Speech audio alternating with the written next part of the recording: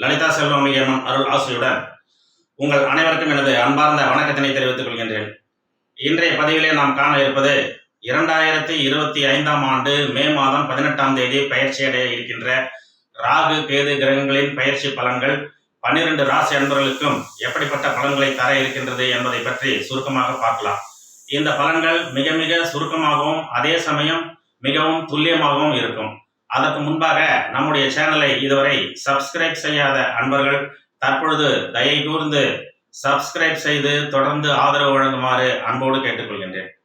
ராகு கேது கிரகங்கள் நிழல் கிரகங்கள் மற்றும் பாவ கிரகங்கள் ஆகும். சனி பெயர்ச்சி எத்தகைய தாக்கங்களை 12 ராசிகளுக்கும் ஏற்படுத்துமோ அதே அளவிற்கு ராகு கேது பெயர்ச்சியும் 12 ராசிகளுக்கு தாக்கத்தை ஏற்படுத்தும். அந்த வகையிலே முதலாவதாக மேஷராசி. மேஷராசிக்கு லாபஸ்தானம் என்று சொல்லக்கூடிய 11ஆம் இடத்திற்கு ராகுவும் பூர்வ புண்ணிய ஸ்தானமான 5ஆம் இடத்திற்கு கேதுவும் பயிற்சி அடைய இருக்கின்றார்கள். இதனால் உடல் ஆரோக்கியம் மேம்படும். பண விஷயத்தில் சற்று கவனமுடன் இருக்க வேண்டும். புதிய நபர்களின் அறிமுகம், அவர்களால் ஆதாயம் அனுகூலம் கிடைக்கும். விலை உயர்ந்த பொருட்களை கவனமாக பார்த்து கொள்ள வேண்டும். உத்தியோகஸ்தர்களுக்கு இதுவரை இருந்து வந்த நெருக்கடிகள் குறையும். போட்டித் தேர்வுகள் ஏதாவது எழுத வேண்டியிருந்தால் அதில் வெற்றி கிடைக்கும். மற்றவர்களுடைய விஷயங்களில் தலையிடாமல் இருப்பது நல்லது. வியாபாரம் தொழில் சம்பந்தமாக இருந்து வந்த மந்த நிலை மாறி லாபம் கிடைக்கும். சில நேரங்களில் குழப்பமும் சோர்வும் ஏற்படும். குலதெய்வ வழிபாடு குடும்ப சேமத்தை அதிகரிக்கும். அடுத்து ரிஷபராசி. ரிஷபராசி என்பவர்களுக்கு தொழில் ஸ்தானமான 10ஆம் இடத்திற்கு ராகுவும் சுகஸ்தானம் என்று சொல்லக்கூடிய 4ஆம் இடத்திற்கு கேதுவும் பயிற்சி அடைய இருக்கின்றார்கள். இதனால் சாதகமான செய்திகள் கிடைக்கும். எதிர்பாராத நன்மைகள் நடக்கும். பிள்ளைகள் வழியில் சுப காரியங்கள் நடைபெறும். உத்தியோகத்தில் உள்ளவர்களுக்கு இடமாற்றம் ஏற்படும். இதுவரை இருந்து வந்த கடன் பிரச்சனைகள் குறைய துவங்கும். உடல் ஆரோக்கியம் சிறப்பாக இருக்கும். வெளிநாடு வெளிமாநிலம் சென்று வரும் சூழல் இருக்கும்.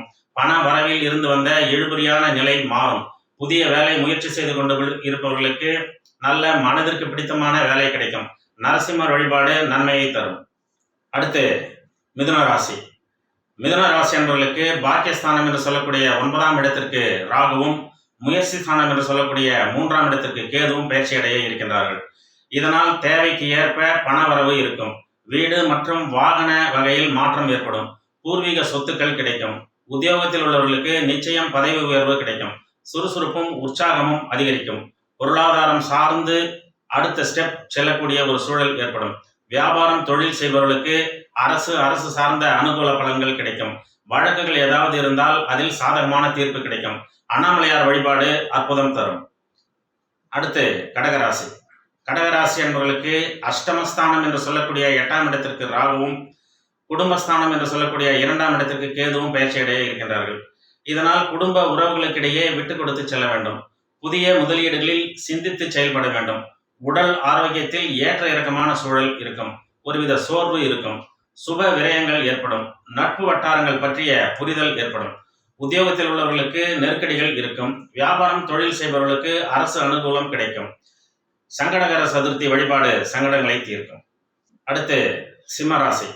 சிம்மராசி என்பவர்களுக்கு கலஸ்திரஸ்தானம் என்று சொல்லக்கூடிய 7ஆம் இடத்திற்கு ராகுவும் ஜென்ம ராசிக்கே கேதுவும் பயிற்சி அடைய இருக்கின்றார்கள். இதனால் எல்லா முயற்சிகளும் கூடுதல் உழைப்பை அளிக்க வேண்டி இருக்கும். எதிர்பாராத செலவுகள் ஏற்பட்டு கையிருப்பு கரையும். மனதில் குழப்பம் அதிகரிக்கும். வழக்குகள் ஏதாவது இருந்தால் இழுபறி நிலை நீடிக்கும். கணவன் மனைவிக்குள் விட்டு கொடுத்து செல்வது நல்லது. உத்தியோகத்தில் உள்ளவர்களுக்கு அங்கீகாரம் தாமதமாக கிடைக்கும். அலைச்சல்கள் திரிச்சல்கள் இருக்கும். வியாபாரம் தொழில் செய்பவர்கள் புதிய முதலீடுகளை தவிர்ப்பது நல்லது. நட்பு வட்டாரங்களிடம் எச்சரிக்கையுடன் இருக்க வேண்டும். துர்க்கை வழிபாடு துன்பங்களை தீர்க்கும். அடுத்து கன்னிராசி. கன்னிராசி என்பவர்களுக்கு சத்ருஸ்தானமான 6ஆம் இடத்திற்கு ராகுவும் அயன சயன போகஸ்தானம் என்று சொல்லக்கூடிய 12ஆம் இடத்திற்கு கேதுவும் பயிற்சி அடைய இருக்கின்றார்கள். இதனால் இதுவரை உங்கள் முயற்சிகளில் உள்ள எல்லா தடைகளும் விலகி நன்மைகள் நடக்கும். எதிலும் உணர்ச்சி வசப்பட்டு செயல்படாமல் யோசித்து செயல்படுவது நல்லது. வழக்குகள் ஏதாவது இருந்தால் அதில் வெற்றி கிடைக்கும். உத்தியோகத்தில் உள்ளவர்களுக்கு ஒரு திருப்தி இல்லாத சூழல் நிலவும். தொழில் வியாபாரம் செய்பவர்களுக்கு எதிர்பாராத நல்ல வாய்ப்புகள் கிடைக்கும். அடிக்கடி பயணங்கள் ஏற்படும். போட்டித் தேர்வுகள் எழுதுபவர்களுக்கு வெற்றி கிடைக்கும். மனதில் இருந்து வந்த குழப்பங்கள் தெளிவடையும். தனிப்பட்ட விஷயங்களை மற்றவர்களிடம் பகிர்வதை தவிர்க்கவும். தூக்கமின்மையும் இருக்கும். நாகர் வழிபாடு நன்மையை தரும். அடுத்து துலாம் ராசி. துலாம் ராசி என்பவர்களுக்கு பூர்வ புண்ணிய ஸ்தானமான 5ஆம் இடத்திற்கு ராகுவும் லாபஸ்தானமான 11ஆம் இடத்திற்கு கேதுவும் பயிற்சி அடைய இருக்கின்றார்கள். இதனால் சுப காரியங்கள் விரைவாக நடைபெறும். பண விஷயங்களில் கவனம் தேவை. நீண்ட நாள் ஆசைகள் நிறைவேறும். பூர்வீக சொத்துக்கள் கிடைக்கும். உத்தியோகத்தில் உள்ளவர்களுக்கு பதவி உயர்வு இப்போதைக்கு எதிர்பார்க்க முடியாது. கூடுதல் உழைப்பை மேற்கொள்ள வேண்டி இருக்கும். தொழில் வியாபாரம் செய்பவர்கள் கூடுதல் கவனம் செலுத்த வேண்டும். புதிய முதலீடுகளை தவிர்ப்பது நல்லது. அலைச்சல்கள், அதனால் சோர்வு, அசதி இருக்கும். ஆஞ்சநேயர் வழிபாடு அதிக நன்மை தரும். அடுத்து விருச்சிக ராசி. விருச்சிக ராசி என்பவர்களுக்கு சுகஸ்தானம் என்று சொல்லக்கூடிய 4ஆம் இடத்திற்கு ராகுவும், தொழில் ஸ்தானம் என்று சொல்லக்கூடிய 10ஆம் இடத்திற்கு கேதுவும் பயிற்சி அடைய இருக்கின்றார்கள். இதனால் மனதில் இருந்து வந்த குழப்பங்கள் நீங்கி தெளிவு பிறக்கும். உத்தியோகம் சார்ந்து இருந்து வந்த மறைமுக எதிர்ப்புகள் அகலும். வீடு, வாகனம் மாற்றங்கள் ஏற்படும். செல்வம் சேரும். தடைப்பட்ட பதவி உயர்வு, ஊதிய உயர்வு இப்போதைக்கு கிடைத்துவிடும். நட்பு வட்டாரங்களிடையே இருந்து வந்த கருத்து வேறுபாடு நீங்கும். புதிய நபர்களின் அறிமுகம், அதன் மூலம் அனுகூலம் கிடைக்கும். பயணங்கள் ஏற்படும். உடல் ஆரோக்கியம் சீராகும். சிவபெருமான் வழிபாடு சிறப்பை தரும். அடுத்து தனுசு ராசி. தனுசு ராசி என்பவர்களுக்கு முயற்சி ஸ்தானமாகிய 3ஆம் இடத்திற்கு ராகுவும், பாக்கியஸ்தானமாகிய 9ஆம் இடத்திற்கு கேதுவும் பயிற்சி அடைய இருக்கின்றார்கள். இதனால் திட்டமிட்ட காரியங்கள் எளிதாக நடைபெறும். மகிழ்ச்சியான செலவுகள் குடும்பத்தில் ஏற்படும். எதிர்பாராத உதவிகள் கிடைக்கும். தொழில் விரிவாக்கம் ஏற்படும். வழக்குகளில் சாதகமான தீர்ப்பு கிடைக்கும். எதையும் சமாளித்து முன்னேறும் நம்பிக்கை பிறக்கும். உத்தியோகஸ்தர்களுக்கு பதவி உயர்வு கிடைக்கும். வர்த்தகம் சார்ந்து வெளியூர், வெளிநாடு தொடர்பான வாய்ப்புகள் கிடைக்கும். ஆரோக்கியம் சார்ந்து கவனம் தேவை. நுணுக்கமான விஷயங்களில் நல்ல ஞானம் கிடைக்கும். குடும்பத்தில் நல்ல சுப நிகழ்வு ஒன்று நடைபெறும். பிரத்யங்கரா தேவி வழிபாடு பிரச்சனைகளை தீர்க்கும். அடுத்து மகர ராசி. மகர ராசி என்பவர்களுக்கு குடும்பஸ்தானமாகிய 2ஆம் இடத்திற்கு ராகுவும், அஷ்டமஸ்தானமாகிய 8ஆம் இடத்திற்கு கேதுவும் பயிற்சி அடைய இருக்கின்றார்கள். இதனால் குடும்ப தேவைகள் பூர்த்தி அடையும். சிலருக்கு வீடு மாற்றம் ஏற்படும். திடீர் பயணங்கள் இருக்கும். எதிர்பார்த்த விஷயங்கள் நிறைவேறுவதில் காலதாமதம் ஏற்படும். உத்தியோகத்தில் உள்ளவர்களுக்கு பொறுப்புகள் அதிகரிக்கும். திறமைக்கு உண்டான அங்கீகாரமும் கிடைக்கும். வியாபாரம், தொழில் மேற்கொள்பவர்கள் தற்பொழுது புதிய முதலீடுகளை தவிர்ப்பது நல்லது. ஆன்மீகத்தில் அதிக நாட்டம் ஏற்படும். அரசு சார்ந்த அனுகூலம் கிடைப்பது தாமதம் ஆகும்.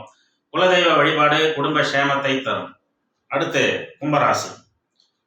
கும்பராசி என்பவர்களுக்கு ஜென்ம ராசிக்கு ராகு பகவானும், கலஸ்தரஸ்தானம் என்று சொல்லக்கூடிய 7ஆம் இடத்திற்கு கேதுவும் பயிற்சி அடைய இருக்கின்றார்கள். இதனால் யாரிடமும் கோபத்தை வெளிக்காட்டாமல் பொறுமையாக அனுசரித்து செல்வது நல்லது. நிறைய சவாலான சூழ்நிலைகளை நீங்கள் எதிர்கொள்ள வேண்டியிருக்கும். வாழ்க்கை துணையின் ஆரோக்கியத்தில் கவனம் தேவை. வாகனம் சார்ந்து செலவினங்கள் ஏற்படும். யாருக்கும் ஜாமீன் போடக்கூடாது. நீண்ட நாள் பிரச்சனைகள் தீரும். வீடு மாற்றம் ஏற்படும். உத்தியோகஸ்தர்களுக்கு அதிகாரமிக்க பதவி உயர்வு கிடைக்கும். வியாபாரம், தொழில் மேற்கொள்பவர்களுக்கு போட்டி நிலவும். அரசு சார்ந்த விஷயங்கள் அனுகூலமாக கிடைக்கும். கடன்கள் குறையும். மனதில் நற்சிந்தனைகள் பிறக்கும். சிவன் வழிபாடு சிந்தை கலக்கத்தை தீர்க்கும். அடுத்து மீனராசி. மீனராசி என்பவர்களுக்கு அயன சயன போகஸ்தானம் என்று சொல்லக்கூடிய 12ஆம் இடத்திற்கு ராகுவும், சத்ருஸ்தானம் ஆகிய 6ஆம் இடத்திற்கு கேதுவும் பயிற்சி அடைய இருக்கின்றார்கள். இதனால் பொருளாதாரம் உயரும். சுபகாரிய தடைகள் விலகி சுப நிகழ்வுகள் நடந்தேறும். பேச்சில் நிதானம் தேவை. பூர்வீக சொத்துக்களை மாற்றி அமைக்கக்கூடிய வாய்ப்புகள் உருவாகும். கடன்கள் வெகுவாக குறையும். குடும்ப தேவைகள் பூர்த்தியாகும். வியாபாரம், தொழிலில் இருந்து வந்த மந்த நிலை மாறி புதிய வேகம் எடுக்கும். வேலை தேடுபவர்களுக்கு வேலை வாய்ப்பு சற்று இழுபறி நிலை நீடிக்கும். இரவு நேர பயணங்களை தவிர்ப்பது நல்லது. சாஸ்தா வழிபாடு சகல நன்மைகளை தரும். ஆக இதுவரை இந்த 2025ஆம் ஆண்டின் ராகு கேது பயிற்சி பலன்களை பார்த்து தெரிந்து கொண்ட அன்பு உள்ளங்களுக்கு நன்றி கூறி நிறைவு செய்கின்றேன். நன்றி. ஓம் சக்தி.